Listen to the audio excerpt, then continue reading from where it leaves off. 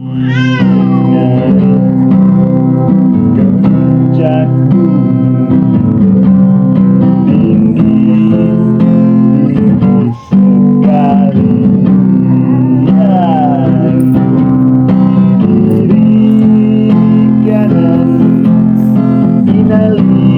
saja banyak pohon kelapa.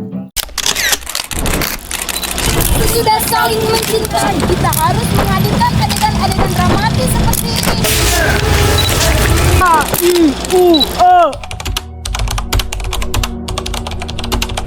Adonara adalah sebuah pulau kecil yang jika saja seorang donatur membiayai penambangan fosil atau nikelnya di sini, maka dalam hitungan detik setelah alat-alat berat didatangkan, maka Adonara akan tenggelam. Tetapi Adonara juga adalah dipenuhi dengan manusia-manusia yang berjiwa besar, dengan aroma klinik berpendar dari tubuhnya. Maka jika saja seorang donatur yang itu cukup gegabah, maka dalam hitungan detik ia akan hilang dan mati. Apapun yang terjadi, Adonara juga adalah Indonesia.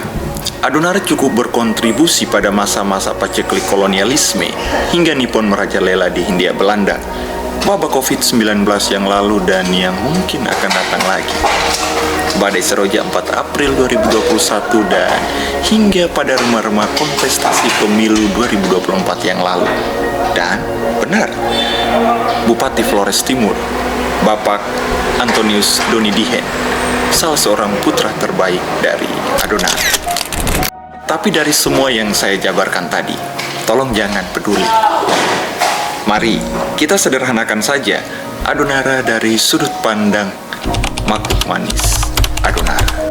Kegiatan-kegiatan yang ada di Makhluk Manis Adonara itu seperti ngegarap teater, ngegarap drama, monolog, puisi. Komunitas literasi seperti Makhluk Manis Adonara ini sangat berguna untuk keadaan saat ini, yang mana generasi muda, generasi Z sekarang itu minim sekali literasinya. Adonara yang katanya adalah rumah.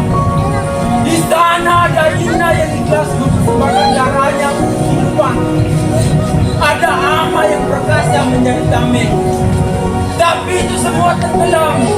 Hilang di kedangkalan anak cucunya yang mengaku manusia-manusia modern. Politisi merajalela, tidak membangun tetapi tidak membangun kehidupan.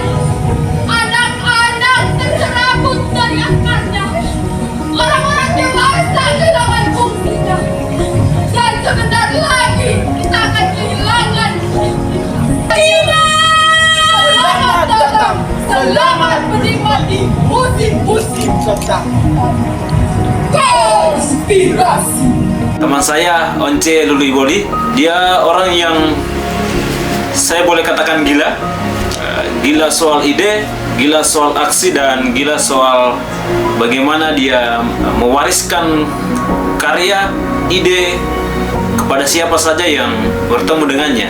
Makhluk Manis Adonara ini juga sebagai tempat di mana orang-orang berkumpul dan menyalurkan seni, menyalurkan karya, menyalurkan apa yang mereka miliki. Makhluk Manis Adonara mempersembahkan sebuah naskah yang berjudul Konspirasi.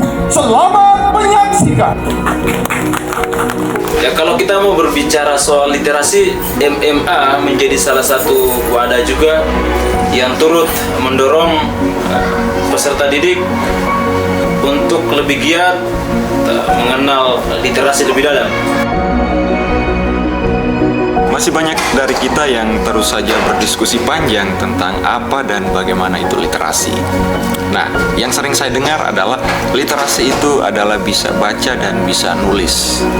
Pertanyaannya, di umur berapakah Anda sekalian bisa membaca dan bisa menulis? Bisa melafalkan huruf-huruf dan juga bisa menuliskan huruf-huruf tersebut? Tentu saja dari TK kita sudah bisa. Literasi dalam pengertian agak jadulnya memang benar bahwa literasi adalah melek huruf. Kita mampu membaca dan menulis. Tetapi itu definisi yang cukup jadul, yang sudah lama ditinggalkan. Literasi menurut saya harusnya adalah sebuah proses pengembangan pengetahuan, proses pengembangan pengalaman-pengalaman, tidak sebatas bisa baca dan bisa nulis. Oleh karena itu, literasi sebagai proses pengembangan pengetahuan, maka pertanyaannya, apakah anak-anak atau kita sekalian sampai hari ini bisa menginterpretasikan pengalaman-pengalaman yang kita miliki?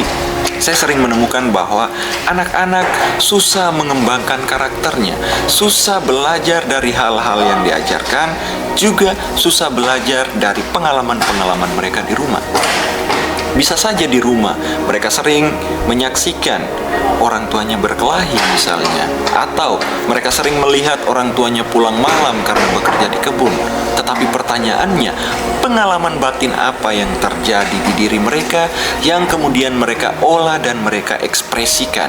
Menurut saya, puncak dari literasi itu sendiri adalah seseorang bisa mengembangkan pengetahuan dan pengalamannya. Pengalaman pertama, saya mengumpulkan anak-anak yang dengan catatan mereka mau mengorbankan waktu sekolahnya, mereka mau mengorbankan waktu istirahatnya untuk mencoba belajar sesuatu hal yang baru. Makhluk Manis pertama mengajak anak-anak untuk belajar membaca karya sastra. Mereka membaca puisi, membaca novel, juga tidak terlepas membaca tulisan-tulisan karya ilmiah. Nah, setelah mereka berhasil membaca, kemudian anak-anak digiring atau anggota-anggota Makhluk Manis digiring untuk bagaimana mengasah, mengolah pengetahuan-pengetahuan yang ia baca, kaitkan dengan pengalaman-pengalaman mereka. Alhasil, setelah interpretasi yang mendalam, penuh dengan bimbingan, penuh dengan keterbatasan, anak-anak berhasil menginterpretasikannya dalam bentuk tulisan puisi misalnya. Makhluk Manis juga kemudian selain belajar membaca karya-karya sastra, juga mencoba untuk menyajikan bentuk-bentuk sastra di atas panggung. Pengalaman juga bahwa anak-anak Makhluk Manis Adonara kemudian mencoba untuk bermain peran dalam bentuk teater. Tidak hanya mencoba menjadi manusia, tetapi selalu menjadi manusia. Thank you semua ya. Ya, bandeng. Pilih kuda yang paling liar, maju laju.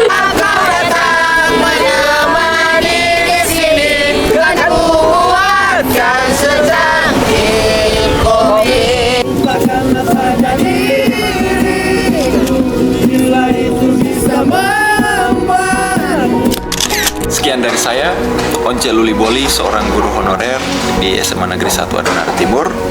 Semoga video ini bisa memberikan edukasi bagi teman-teman yang menonton, dan mari bersama kita terus perjuangkan literasi. Salam manis dari Makhluk Manis Adonara.